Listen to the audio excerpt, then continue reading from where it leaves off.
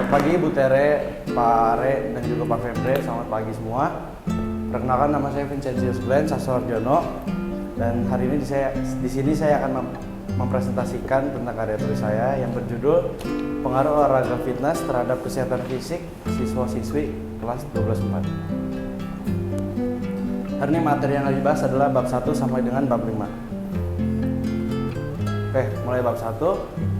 Jadi latar belakangnya adalah aktivitas olahraga merupakan suatu kegiatan yang dilakukan oleh seseorang dalam upaya mempertahankan daya tubuh serta kesehatannya. Karena begitu pentingnya aktivitas olahraga dalam kehidupan manusia, pendidikan olahraga sudah diajarkan dan dimasukkan menjadi sebuah mata pelajaran di sekolah. Hal ini bertujuan agar seseorang sudah terbiasa melakukan aktivitas olahraga sejak dini. Alasan saya memilih judulnya adalah untuk menganalisis seberapa besar pengaruh olahraga fitness terhadap siswa dan siswi kelas 12-4 SMA Don Bosco 2. Yang kedua, untuk menghimbau siswa dan siswi SMA Don Bosco 2 untuk lebih mementingkan olahraga fisik. Dan yang terakhir, untuk mengingatkan pentingnya olahraga fisik bagi kebugaran tubuh terhadap siswa dan siswi SMA Don Bosco 2. Rumusan masalah yang saya buat adalah seberapa sering siswa dan siswi kelas 12-4 SMA Don Bosco 2 melakukan olahraga fitness. Kedua, bagaimana kondisi siswa dan siswi SMA Don Bosco 2 setelah melakukan olahraga fitness. Yang ketiga, apakah olahraga fitness dapat membuat tubuh siswa dan siswi SMA Don Bosco 2 menjadi lebih sehat.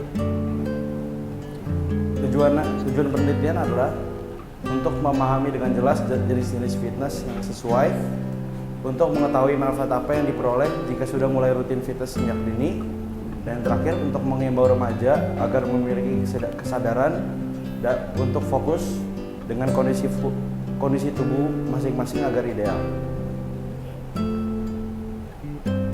Manfaat penelitiannya adalah: 1. Hasil penelitian ini diharapkan memberikan manfaat kepada pembaca mengenai pentingnya fitness bagi remaja, yaitu untuk memperluas pengetahuan mengenai fitness dan gym.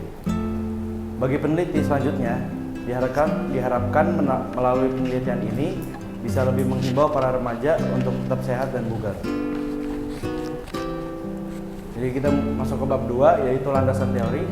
Di sini saya akan membahas pengertian fitness, jenis-jenis fitness yang berisi flexibility training atau latihan fleksibilitas, high intensity interval training atau HIT, dan juga low intensity steady state atau LIS. Jadi yang pertama, pengertian fitness sama juga seperti latar belakang, yaitu aktivitas olahraga yang dilakukan seseorang dalam upaya menjaga daya tahan tubuh dan juga kesehatannya. Selanjutnya, jenis-jenis fitness yang saya akan bahas adalah flexibility training. Flexibility training dilakukan dalam upaya untuk membuat tubuh kita lebih leluasa, lebih fleksibel, dan juga contoh olahraga yang dilakukan adalah seperti pilates, yoga, dan lain-lain. Selanjutnya, high intensity interval training atau HIT. Biasanya latihan ini digunakan pada para atlet, yaitu seperti atlet bola, basket, karena dia membutuhkan detak jantung yang tinggi untuk mempertahankan kekuatannya untuk melakukan olahraga yang dimainkan. Selanjutnya yang terakhir, low intensity steady state, yaitu LIS. LIS ini adalah olahraga yang dilakukan biasa pada orang awam seperti jalan pagi yang tidak membutuhkan detak jantung yang terlalu tinggi. Kita masuk bab 3, metode penelitian. Di sini saya akan bahas jenis penelitian,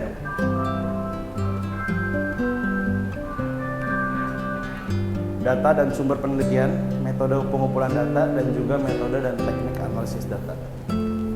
Di sini penelitian ini menggunakan metode deskriptif dengan pendekatan kuantitatif untuk mengetahui pengaruh olahraga fitness terhadap kesehatan fisik siswa.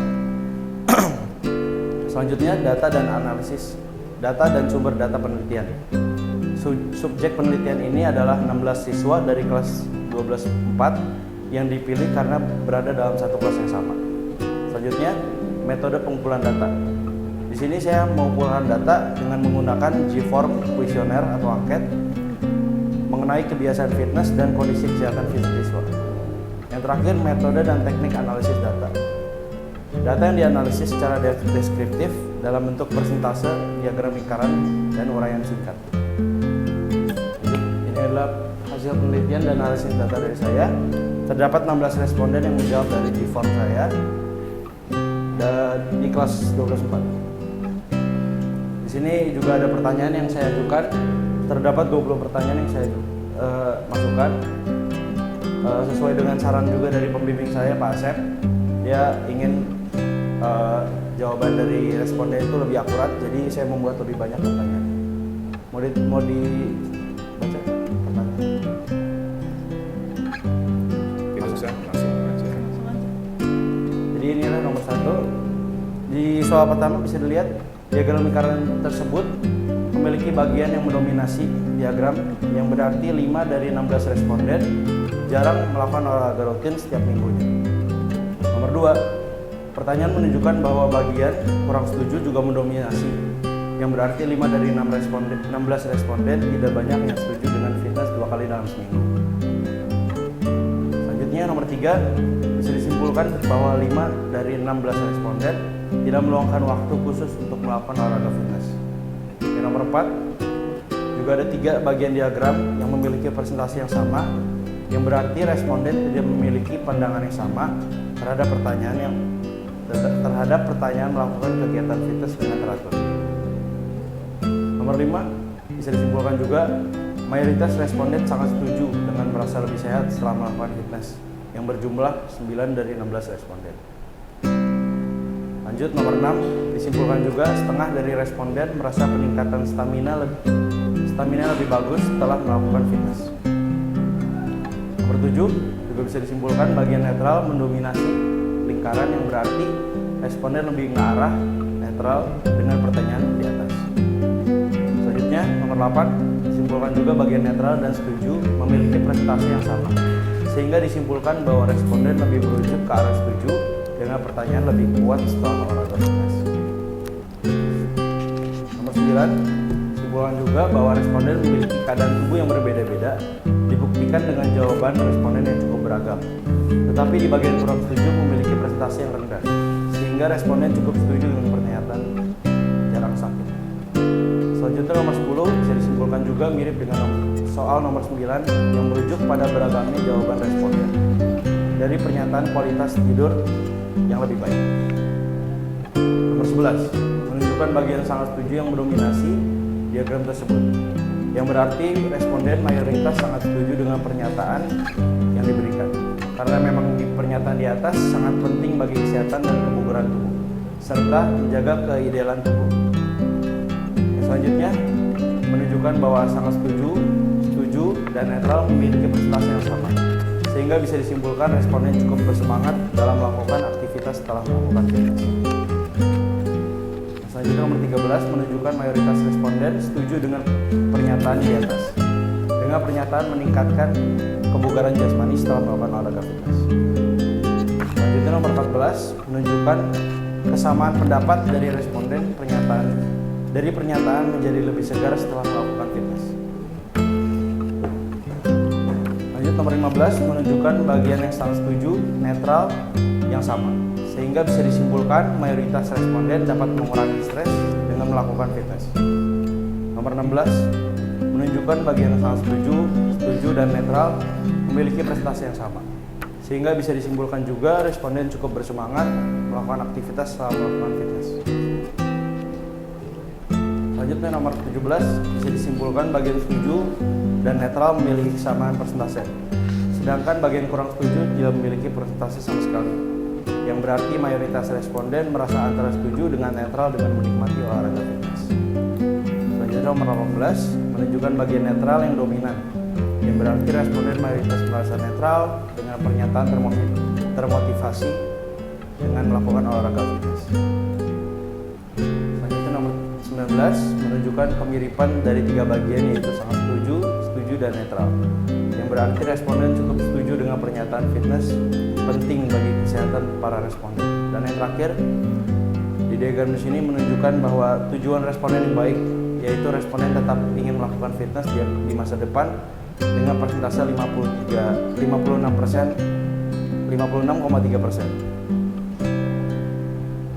ini adalah kesimpulan dan saran saya. Saran untuk siswa dan siswi SMA Don Bosco 2 kelas 12-4 untuk meningkatkan intensitas latihan olahraga fitness dan memperbanyak aktivitas positif. Selanjutnya, menjaga kesehatan fisik maupun kesehatan mental karena sangat penting bagi tubuh. Dan yang terakhir, saran untuk penelitian selanjutnya. Fokus dalam penelitian agar dapat memahami dengan jelas manfaat olahraga dan juga tujuan yang akan difokuskan. Kesimpulannya yang dapat dirangkum dalam kondisi kesehatan ini adalah kondisi kesehatan fisik kelas 12-4 masih belum optimal. Semoga dengan penelitian yang saya buat ini dapat membantu siswa dan siswi SMA Don Bosco 2 kelas 12-4 untuk lebih mementingkan dan memfokuskan ke dunia kesehatan, serta dapat mendukung kondisi mental remaja berupa mengurangi stres, memotivasi pelajar, dan membantu meningkatkan fokus. Jadi ini adalah daftar pustaka yang saya ambil dari Harvard, terus dari Kementerian Kesehatan, iSehat, juga dari jurnal.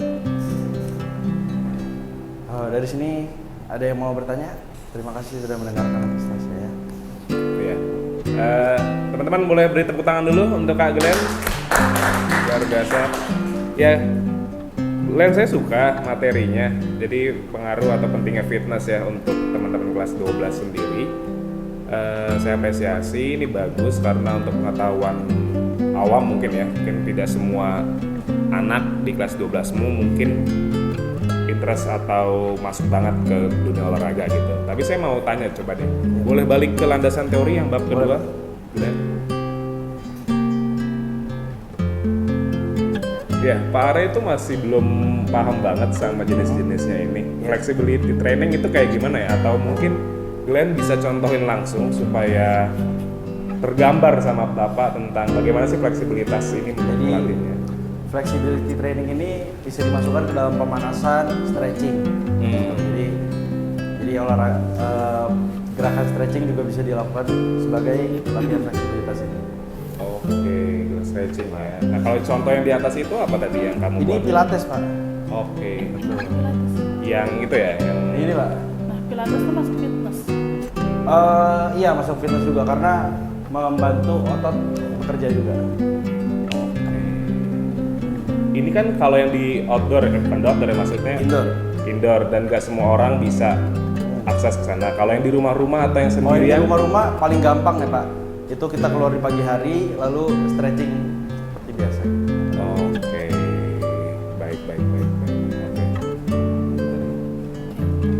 Glenn, Ya. dari hasil penelitianmu di 12-4, teman-teman 12-4 paling sering fitness yang kayak gimana sih? Paling sering sih kebetulan saya cuma lihatnya pas olahraga ya, pelajaran olahraga. Itu kebanyakan pada main basket atau main futsal. Itu termasuk masuk ke dalam high intensity interval training karena membantu memompa jantung dengan cepat, yaitu detak jantungnya tinggi maksudnya. Jadi termasuk high intensity. Iya. Sebelum ke teman-teman mungkin satu lagi Glenn, Ya. ini masih bingung saya tentang jenis-jenis latihan ya, atau mungkin tentang teman-teman gitu. Oke. Dari responden Glenn kan ini 16. Sementara di kelas kamu kurang lebih ada 23. Ya. Iya, kenapa Glenn nggak memakai 20 ke 23 itu untuk menjadi responden? Sebenarnya, sorry saya mau dijawab. Saya udah konsultasi ke Pak Asep. Saya sebelum membuat G-formnya saya nanya dulu, Pak ini target respondennya harus berapa? Terus dia jawab minimal 15 Glenn gitu. Terus akhirnya saya suruh teman-teman saya jawab. Ketika udah 15, terus saya akhirnya tambah satu lagi karena mungkin terlalu mepet ke 15. Jadi akhirnya saya bilang ke Pak Asep, Pak udah saya close ya, udah saya tutup ya G-formnya di 16. Oke, baik. Terima kasih Glenn jawabannya. Terima kasih Pak, terima kasih Bu. Mungkin dari anak-anak di sini, apakah ada yang ditanyakan untuk Kak Glenn sendiri? Dipersilakan. Yang biasa olahraga, boleh ditanya. Ya boleh. Kalau dulu kan udah pasti kakak sudah belajar banyak tentang fitness dari penelitian kakak, dan kakak juga bilang kakak memperhatikan teman-teman kakak di olahraga yang mereka lakukan kakak. Dan menurut kakak jenis fitness yang paling baik buat perempuan dan laki-laki itu apa? Karena menurut saya pasti beda kan dengan Oke. secara Jadi saya izin jawab. Jadi jenis olahraga yang dilakukan itu tergantung dari orangnya juga. Kalau misalnya untuk wanita itu bisa dari yoga, senam pagi, lalu juga bisa pilates, juga jalan pagi juga bisa, termasuk dalam low intensity steady state. Lalu kalau untuk laki-laki itu bisa tergantung orangnya juga. Kalau misalnya emang mau memfokuskan kepada olahraga yang cukup fokus seperti sepak bola, futsal, dan basket, itu bisa ngambil yang high intensity interval training. Gitu.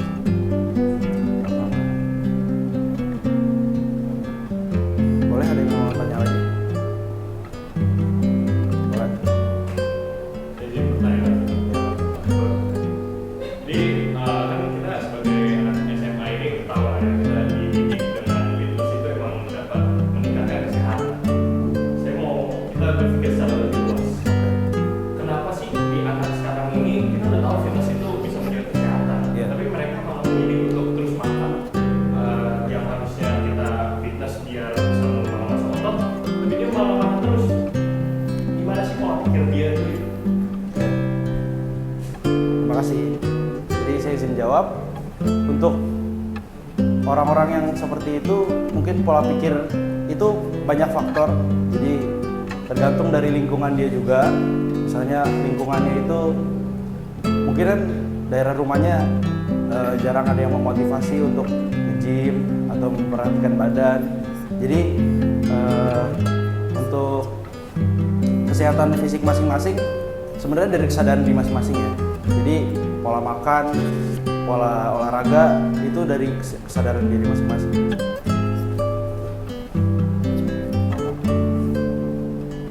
Oke. Kalau tidak ada lagi, teman-teman, terima kasih untuk Glenn sudah memaparkan dan cukup membantu untuk fitness ini kali ini ya, untuk pengetahuan. Baik. Silakan ditutup, Glenn. Boleh. Terima kasih Bapak dan Ibu yang sudah mendengarkan dan teman-teman dalam presentasi saya dan juga sudah bertanya, dan terutama para pembimbing yang membantu saya dalam pembuatan karya tulis ini. Terima kasih. Terima kasih. Udah, Terus mamanya suka ikut zumba. Iya ya. udah apa? Mama suka ikut aerobik ya. Enggak, yoga ada. Hah? Yoga. Ini pertanyaan apa sih ini?